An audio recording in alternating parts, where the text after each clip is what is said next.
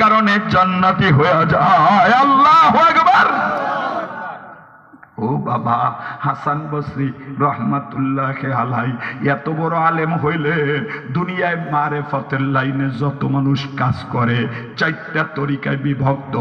চিশতিয়া, সাবরিয়া, নকশবন্দিয়ার, কাদরিয়া, সমস্ত পীরের সনদ যাইয়া হাসান বসরি পর্যন্ত মিলে। হাসান বসরি মারেফত শিখছেন হযরতে আলীর কাছে, আর হযরত আলী মারেফতের সবক নিছেন মুহাম্মাদুর রাসূলের কাছে। আল্লাহু আকবার। যুবক বন্ধু, বৃদ্ধ বাবা, কেমনে হয়? যদি তুমি দামি হইতে চাও জন্মের পর থেকে চেষ্টা করন লাগে বাবা মার কথা, ঠিক না বেটি?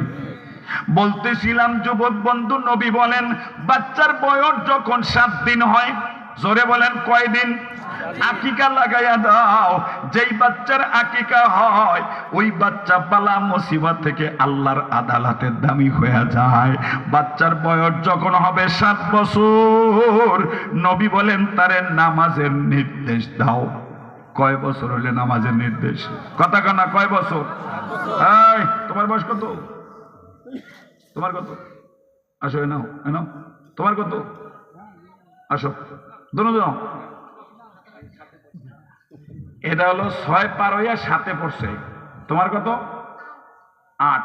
এই ধরেন সমান সমানে।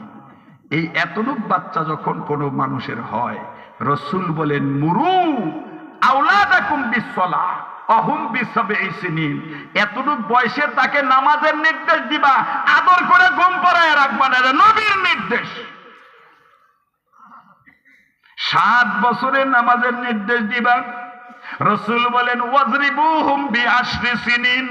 বয়স যখন 10 হয়, কয় বছর? কথা কয় না, কয়? আর হইছে 8, ধরেন আরো 2। 10 বছর যখন বয়স হয়, রাসূল বলেন ওরে মাইরা মাইরা নামাজি বানাইবা। মাইরা মাইরা নামাজি বানাইবা। মাঝে মাঝে গালটানা কানটানা দিবা। রাতের বেলা যদি আয়া দেখো নামাজ ছাড়া ঘুমাইছে, তুমি বলবা এই ছেলে উঠ, ওযু কর, নামাজ পড়। বাবার ভয়ে নামাজ না পড়ে উবে আছে। কথা কেন উবে আছে?